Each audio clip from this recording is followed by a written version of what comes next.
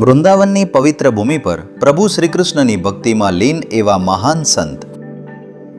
આ કથા છે અનિરુદ્ધ પાંડેમાંથી સંત બનેલા પ્રેમાનંદજી મહારાજની.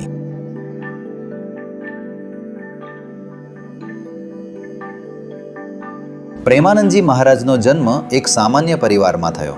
બાળપણથી જ તેમના હૃદયમાં ભગવાન પ્રત્યે ઊંડો પ્રેમ હતો. રમકડા અને દુનિયાના આકર્ષણો કરતાં તેમને મંદિરમાં બેસીને નામ સ્મરણ વધુ ગમતું. કિશોરાવસ્થામાં જ તેમણે સમજી લીધું કે સત્ય સુખ ભૌતિક સુખમાં નહીં પરંતુ પ્રભુ ભક્તિમાં છે. યુવાનીમાં તેમણે સંસારનો ત્યાગ કર્યો અને વૃંદાવન આવ્યા.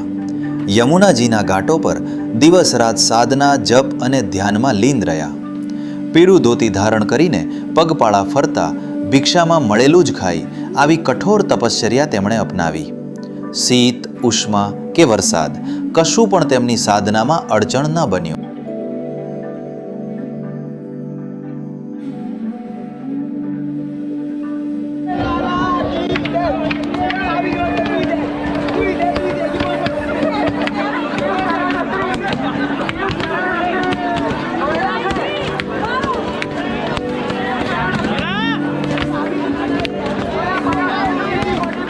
યુવાની આવતા પ્રશ્નો વધ્યા.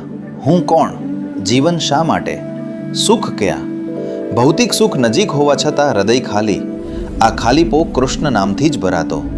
ધીમે ધીમે સંસારના આકર્ષણો ક્ષીણ થતા ગયા.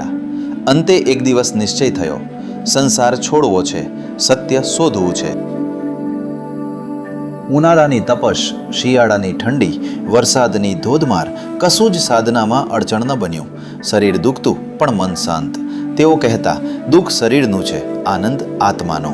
નામ જપમાં એટલા લીન કે સમયનું ભાન રહેતું નહીં. અને પછી ચાલુ થઈ ભક્તિની અલૌકિક ગાથા.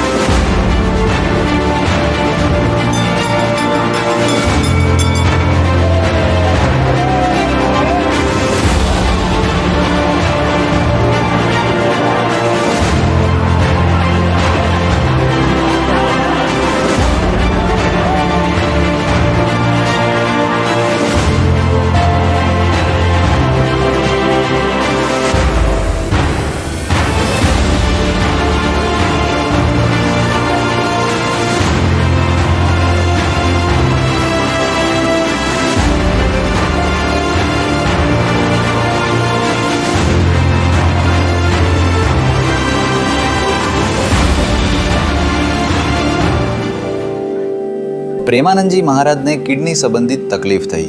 મહારાજે હંમેશા બીમારીને ઈશ્વરની ઈચ્છા અને સાધનાનો એક ભાગ તરીકે સ્વીકારી.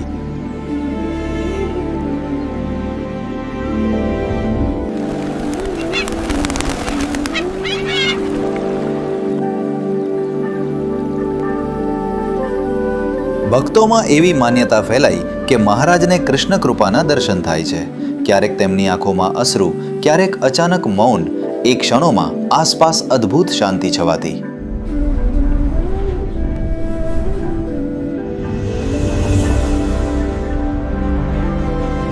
હવે વૃંદાવનમાં એક નવા જ વૃંદાવન તરીકેની છાપ ઊભી થઈ.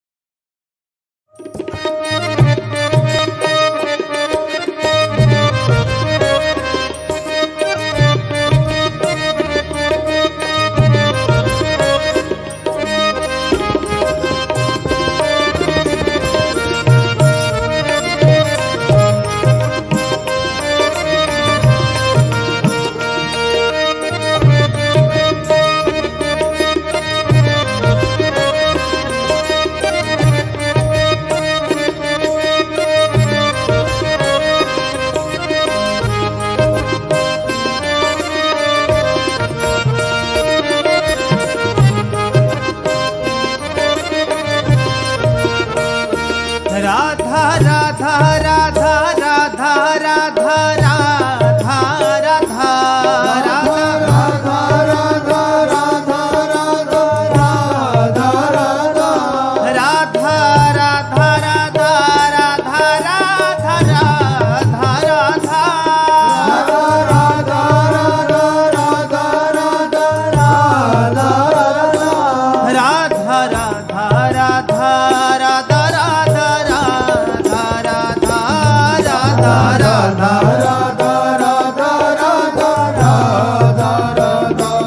રાધા રાધા